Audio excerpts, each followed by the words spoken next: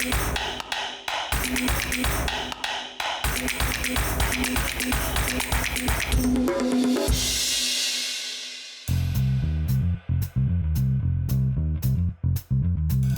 l-eroj li jaħdmu fis-skiet hemm il-pulizija li għajla jissemmew jekk mhux f'każijiet kbar jew f'kontroversji. Fost l-imkejjen li fihom il-pulizija spiss huma ċċelebrati ma nistgħux ma nsemmux il-kodba pulizjeski. It-tim tal-Sienna tkellem ma' Mark Camilleri, Arreja Kanit u kittib huwa stess. Il-karatteristiċi ewlenin ta' pulizjesk huma dejjem id-delitt u meta nitkellem delitt huwa bħala il-crime, il-kriminu li sar. Jista' jkun qtil, jista' jkun serq, jista' jkun għejbien, kwalunkwe ħaġa li tittorbot investigazzjoni kriminali. Dik tibda minna. Jew tispiċċaħħa fl-aħħar jiddependi xi jkollu f'moħħu l-awtur. Imma ovvjament għandek ukoll l-investigazzjoni ta' delitt, għandek l-investigazzjoni ta' għaliex sar delitt u għandek l-investigazzjoni ta' min għamel min wettaq delitt. Matul il-proċess ukoll għandek ukoll il-bini ta' suspans u hemmhekk ukoll ħaġa importanti għaliex inti s-suspans tibnieh b'mod korrett u fil-ħin korrett. Jekk ittellaw kmieni wisq ħatoqtol l-interess kmieni wisq, jekk ħattellaw tard wisq hemm ċans illi qarra jitlef interess u jaqaflek jaqra qabel. Ma tridx tkun prevedibbli, ma tridx tkun ovvju u ma tridx tikxef il-karti tiegħek kmieni wisq. Il-karti tiegħek tikxifhom kemm jista' jkun fil-ħin u fil-mument ġust. Awturi polizjeski preċedenti għalija irid naqsamhom fit-tnejn. Hawn min għamel bħali u ħareġ romanzi sħaħ, dal-każ kienu tnejn. Għandna lil Gina Muscat Zappardi li ħareġ triloġija ta' romanzi polizjeski jew ta' detective kif kien jisejħu dak iż-żmien marbuta mal-karattru ta' Bendu Muscat. U kellek ukoll il-mibki aġent President Pawlu Xwiereb illi wkoll ħareġ triloġija tnejn marbuta ma' delitt kif nifhmu bħala qtil u wieħed marbut ma' jibien marbutin mad-detective ukoll Tarsi Sajdon. U mbagħad kellek ukoll il-Franz Samut li ħareġ Tili fi Saqaj ħor li kienet novella u kellek ukoll l-Erin Saracin Anglot li ħareġ ukoll il-Ġejja Safra. Hemmhekk ovvjament għandek novelli qosra. Hemm ħafna rakkonti qosra fil-gazzetti bil-ġurnali tal-modi li huwa tajjeb jkun xi ħadd idurhom sew u jara u jiġbor b'mod kronoloġiku l-istorja tagħhom. Jiena ta' pjadu popolari u għawlaċ għal-Polizjesk bil-Malti. Xorta ħażina bħal ħafna ġeneri oħra fil-elettorat Maltija, il-Polizjesk bl-Ingliż huwa popolari ħafna iktar. Jintaqa' ma' ħafna qarrejja li jiskopru l-sensiela Galla li jgħidu li hemm hawn kolba bil-Malti għall-Polizjesk kemm ħobb naqra jiena thrillers, kolba crime bl-Ingliż, ma qas konna fjaw bil-Malti. Issa, hijiex kwistjoni ta' qas minnaħa tal-qarrej li jfittex bil-Malti jew għaliex m'hemmx għarfien biżżejjed dik ma nistax iwieġeb bajra, però ovvjament huwa popolari ovvjament naf il-karattru Gallo kemm huwa popolari fost qarrejja. Għalhekk huwa popolari fost qarrejja bil-fors għaliex il-ġeneru huwa maħbub mill-qarrejja. Il-kitba bil-Polizjest tinvolvi ħafna riċerka qabel, ħafna ppjanar tal-plott.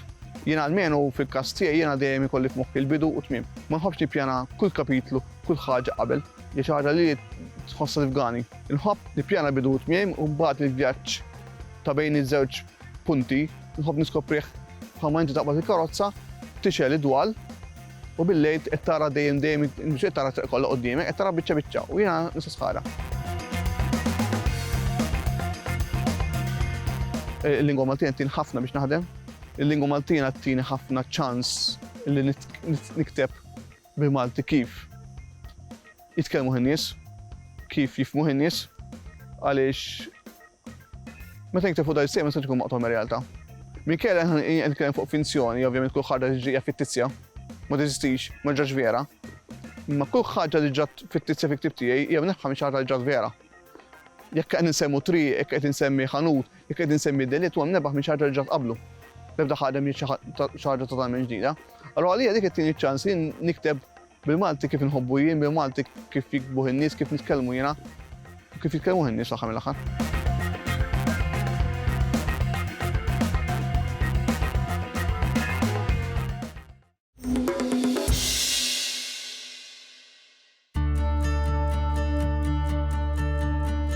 Meta l-allima tgħidilna li qed nirrepetu l-istess 4 kelmiet, arana nduru lejn it-teżawru. Dak il-ktib kbir u goff li minkejja li jismu donnu dinosawru, spiss jgħinna nsibu sinonimi ħelwin għal kull ma nkunu rridu ngħidu. Diversi lessikografi iħarsu lejn it-teżawru bħala tip ta' dizzjonarju speċjalizzat. Saħna meta nitkellmu dwar dizzjonarju l-ewwel ħaġa li tiġina f'moħħna hija jekk online dik il-kaxxa fej infittxu, nikbu kelma nfittxu, jekk qed nitkellmu dwar l-istampat, dak il-ktieb bil-lasa żeta li jtik il-vokabolarju tal-lingwa u ħdejh it-tifsira. Teżawru jaħdem ma jagħtikx it-tifsira, ma jagħtik aktar kliem x'tista' tgħid minflok il-kelma ewlenija, jgħidulhom sinonimi. Ngħidu aħna f'dizzjonarju jekk issib jekk tfittex missier f'dizzjonarju ħajtik raġel li kellu l-uliet. Jekk tfittex missier f'teżawru itik papa, ix-xieħ, eċċetera, kliem li għandu l-istess tifsira. Bla dubju l-akbar wieħed u l-iktar wieħed mifrux u li qiegħed fl-idej huwa t-teżawru ta' Albert W. Ajus li ħareġ mal-millenju fis-sena 2000. Għal-bidu fl-ewwel verżjoni tiegħu fl-ewwel edizzjoni kien fih biss is-sinonimi. Imma mbagħad għaxar snin wara żiedlu l-antonimi. Ġifieri sinonimi qed ngħidu kliem li jrott l-istess tifsira, antonimi bil-maqlub kliem li għandu tifsira opposta. Barra dak, hemm ukoll teżawri oħra. Pereżempju, illum il-ġurnata nitkellmu fuq teżawri distribuzzjonali. Teżawri distribuzzjonali jinħadmu minn korpus u jinħadmu b'mod awtomatiku, mhux ma jaħdimhomx il-bniedem. Pereżempju, mill-korpus tal-MLRS, hemm teżawru distribuzzjonali ngħidu aħna fis-sit tal-Sketch Engine. Imbagħad hemm ukoll id-dizzjonarju Malti ta' Malti mħaddem ta' Mario Saracino Nglot li billi huwa dizzjonarju anzi monolingwi. Spiss huwa jiddefinixxi iżerżaqlek dawk is-sinonimi. Jiġifieri tista' tgħid li għandu wkoll użu ta' teżawru. Aktar il-qudiem hekk Alla jrid għandu joħroġ teżawru tematiku ieħor se jkun jismu kelma l-kelma teżawru tematiku Malti li wkoll ħajkun imqassam bit-temi b'indiċi alfabetiku fuq wara u se jkun online ukoll. B'mod ġenerali, aktar ma l-kelma tkun użata teknikament, inqas ħajkollha sinonimi. Jekk tqis pereżempju kelma kunfratija jew berettin li jużaw l-qassisin jew il-fratelli, m'intix ħassibilhom sinonimi.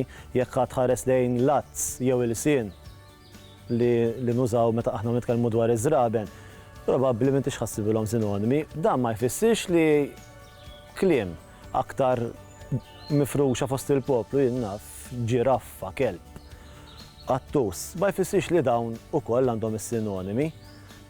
Ġifieri il-bejja mħalta. Il-biċċa kbira tas-sinonimi jagħtu sfumatura differenti tal-istess tifsira u jvarjaw. Hekk għandek pereżempju kiel tħanżer li tfisser li kiel b'mod iktar maġġel, b'mod iktar ta' malajk, jew kiel ħafna aktar. Jekk għandek pereżempju ħajr u grazzi, nrodlok ħajr u nirringrazzjak. Xi ħaġa hija aktar letterarja mill-oħra. Ġifieri għalkemm bażikament ifissu l-istess tifsira, waħda tkun kemm xi aktar differenti. Imbagħad hemm sinonimi li t-tifsira tagħhom toqrob ħafna lejn ta' xulxin. Jiġuni f'moħħi pereżempju moxt petne, lewn kulur, jum ġurnata. Li t-tifsira tagħhom daw xi ftit jew wisq tista' tgħid li hija tant qrib li kważi jfissu l-istess ħaġa.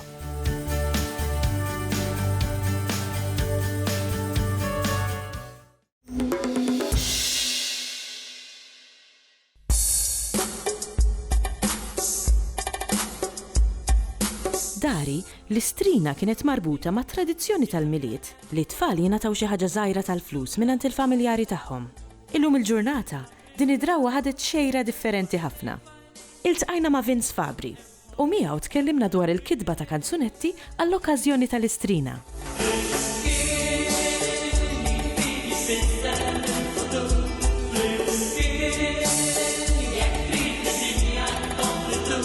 Għall-istrina nippreparaw numru ta' kanzunetti, dawn il-kanzunetti ikunu ġeneralment ritornelli osra biex dak li jkun l-udjenza preżenti fil-post tkanta magħhom. Ġeneralment ikunu kanzunetti tradizzjonali u popolari naqilbu l-kliem fuq tema tal-istrina u flimkien ma' tikka banda li inna namlu din l-istrina flimkien għal dan l-aħħar 4 snin.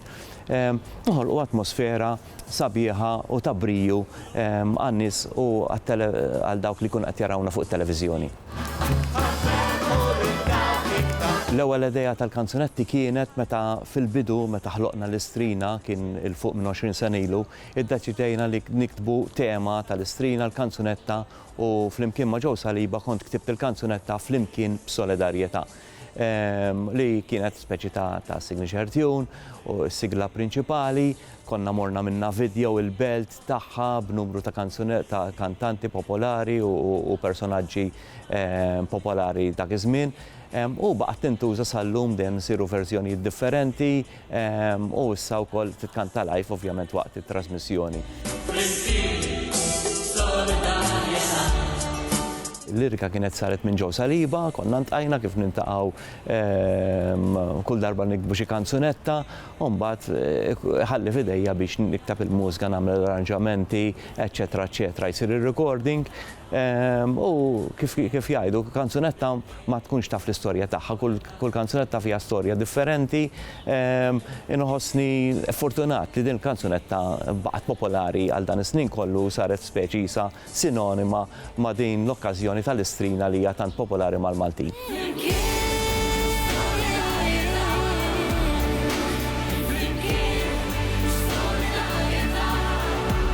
Naħseb li kull kanzunetta tibqa' popolari meta ikollha dik il-melodija u dak il-kliem li jidħlu f'qalb in-nies u jibqgħu kantawhom. Jiġifieri jiena personalment l-istil li naħdem ħafna fuq huwa stil melodjus ħafna, kif ngħidu aħna tal-widna, aħna l-Maltin, li faċli kanzunetta tkanta magħha u naħseb dik hija formula li taħdem ħafna. Il-kanzunetti li nużaw waqt l-istrina ġeneralment huma ritornelli ta' kanzunetti popolari, osra, li ndaħluhom nippruvaw ninfilsawhom waqt il-programm. Konna madwar 20-25 kanzunetta osra ritornelli, dawn huma popolari, nibdlulhom il-kliem, jiena neħu l-proċess, nagħmel il-proċess nibdel il-kliem ta' dawn il-kanzunetti adattati għall-istrina.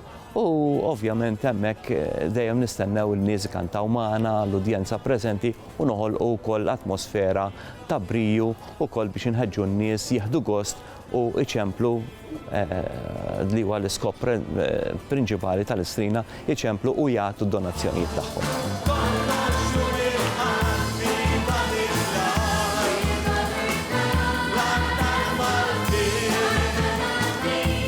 Jien naħseb il-lingwa Maltija ta' b'mod naturali ma' dawn il-kanzunetti, naħseb li kull lingwa hija adattata għal biex titkanta, jien ma nemminx li hemm xi lingwa li hija differenti, kull lingwa għandha l-karatteristiċi tagħha bħall-istrumenti mużikali. Għandek melodija tista' tiġi interpretata minn pjanu, tista' tiġi interpretata minn violin, tista' tiġi interpretata minn kitarra. Ovvjament kull strument ikollu l-karatteristiċi tiegħu. ċerti kanzunetti forsi joqogħdu għal strumentu mhux ieħor aktar minn strumenti ieħor, imma naħseb li kull lingwa għandha s-sabiħ tagħha għal kanzunetti.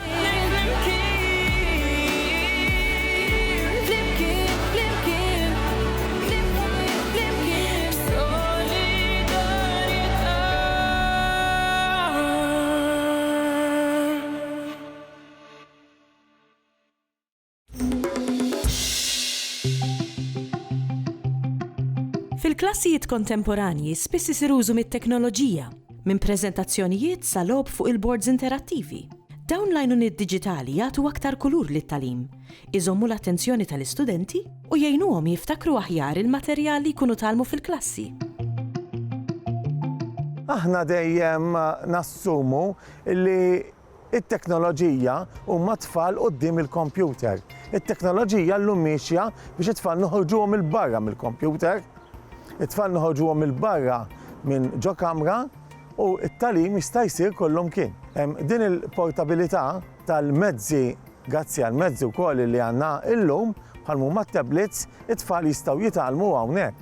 U hawnhekk it-tfal jistgħu jaraw, jaħdu gost, japprezzaw żbuħija, japprezzaw anke il-kampanja Maltija qed jiltaqgħu fil-post u waqt li qed jagħmlu dan jistgħu anke ifittxu fuq il-post, jistgħu anke jieħdu ritratti, jistgħu jiktbu fuq dak li qed jaraw, itellgħu xogħlijiet tagħhom. Dan huwa wieħed mill-vantaġġi. Dawn il-modalitajiet differenti li wieħed jisma' qed jara huma modi kif anke wieħed jitgħallem il-lingwa b'mod tajjeb. Fil-klassi wieħed isib anke il-bord interattiv fost oħrajn, qed jitlu anke l-internet biex anke it-tfal jistgħu anke jikkomunikaw u anke jilqu anke siti oħrajn differenti u dan qed joffri anke diversi spazji bil-modi differenti. It-teknoloġija tista' toffri tiffaċilita kemm lill-għalliema biex jilqu l-objettivi tagħhom b'mod aktar aħjar jew differenti u anke jew li qabel ma kienx possibbli jew li kien diffiċli. U anke l-tfal biex ifittxu informazzjoni illi forsi kien diffiċli aktar qabel. Ġieli konna ngħidu fi żmien x'kodba jibdew jeżistu għall-età tal-adolescenti. U llum għall-grazzja tal-Alla għandna ħafna kodba għall-adolescenti. U hekk qed jiġri fit-teknoloġija, ġifieri f'dawk li jissejħu bħala apps illi huma bil-lingwa Maltija. Għandna bħall-Aġenzija Nazzjonali tal-Litterizmu illi qed taħdem qatih biex anke toħroġ riżorsi bil-Malti. Id-Direttorat tal-Litterizmu Diġitali li anke beda anke daw in-numru ta' attivitajiet u anke kompla b'riżorsi anke affarijiet oħrajn anke bil-Malti. Ġifieri għandna diversi biex ma nsemmix ukoll kumpaniji Maltin. Kumpaniji Maltin ġifieri li qed joħolqu dawn is-software li huwa bil-Malti. Pereżempju għall-età żgħira nsibu il-kodba bħal apps bħal naqra pereżempju li sa minn etajiet żgħar anke tfal jistgħu jaraw il-lingwa anke Maltija. Mbagħad hemm ukoll kodba maħruġin anke mill-Aġenzija tal-Litterizmu, Nazzjonali tal-Litterizmu, bħal huma pereżempju senduq, il-kodba senduq li anke bdew jinqalbu b'mod anke diġitali. X'in id-differenza? Daw qed jikkumplementaw il-ktieb. Għax permezz ta' dawn il-kodba diġitali, wieħed anke jsib jista' jara, jisma' hemm xi animazzjonijiet ħelwin li tfal se jgustaw. Ġifieri ma tantx inħobb insemmiha jiena, imma l-motivazzjoni fit-tagħlim hija kruċjali. Ġifieri li wieħed jieħu gost fiha nfisha għandha u hemm diversi riċerka li turi dan il-vantaġġi anke tagħha. Ġifieri perswas li dak huwa l-iskop li anke permezz ta' dawn it-teknoloġija it-tfal imbagħad se jwasslu għall-qari.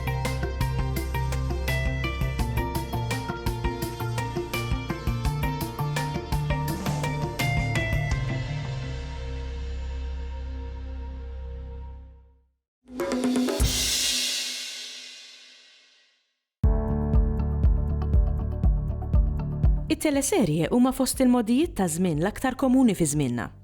Fuq it-television lokali nsibu bosta teleserje, uħud serji u oħrajn ta' natura komika li fihom il-sinna spiss jintuża b'mod kreattiv.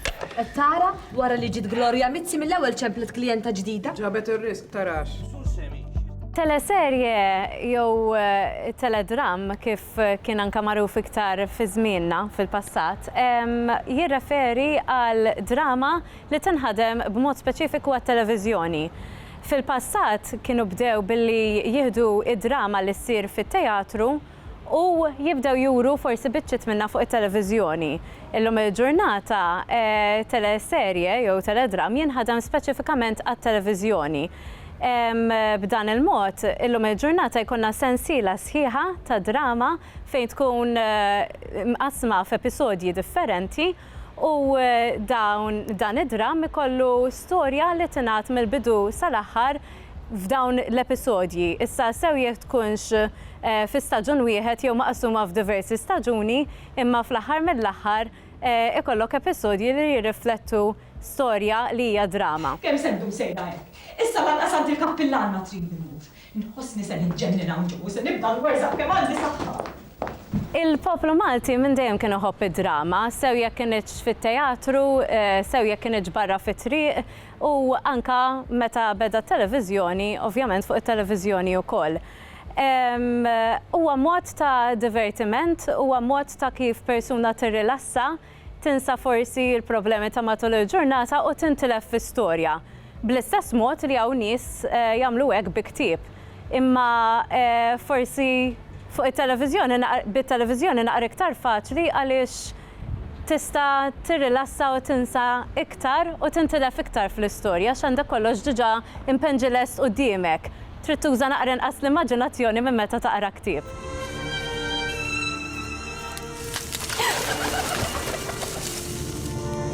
Kif ħsatni? Il-lingwa tagħmel differenza kbira. Trid tirrifletti l-istorja, trid tirrifletti l-karattri. Punt importanti ħafna, eżempju, li ma jistax ikollok kull karattru fid-dram li jitkellem bl-istess mod, għax jista' jkun persuna jkollu klassi differenti jew età differenti, allura l-lingwa trid tirrifletti naturalment il-karattru kif jitkellem. Apparti hekk, il-lingwa għandha tirrifletti l-epoka sew jekk hijiex drama maħduma fi żmien modern jew qar minn hekk jekk tkun maħduma fil-passat, trid tirrifletti l-lingwa li kienet tintuża f'dak iż-żmien. Għal-mod tal-kelma jekk nieħdu Malti li kien jintuża fi żmien it-tletinijiet jew li kien jiġi mitkellem fi żmien it-tletinijiet hawn Malta, kien Malti iktar Ittaljanizzat eżempju, u dak irid jiġi rifless fl-istorja u fl-iskritt. Il-lingwa li qed tintuża llum il-ġurnata jekk qed tirrifletti għal Malti li qed nitkellmu llum il-ġurnata jaf ħajkollu ħafna influenza ta' Ingliż fih, jaf ħatkun lingwa li forsi ma tinstemax daqshekk Malti tajjeb. Imma suppost din tirrifletti il-mod kif il-poplu jitkellem bħalissa. Jiġifieri jekk għandek numru kbir ta' nies li qed nistgħu ngħidu forsi ikissru l-Malti biex jitkellmu, fil-verità it-teledram għandu jirrifletti dik l-istess lingwa. Suppost jekk inti għandek klassijiet jew għadiet soċjali differenti fl-istorja, dan irid jiġi rifless fil-lingwa. Inti jekk għandek avukat ħajitkellem differenti minn tabib u ħajitkellem minn xi ħadd li forsi ma komplix jistudja l-iskola. Il-lingwaġġ jinbidel ħafna minn persuna għall-oħra. Anka sempliċement mir-raħal jew ieħor li niġu minnu l-età tal-persuna, dan dejjem għandu jkun rifless fil-kitba ta' teledram.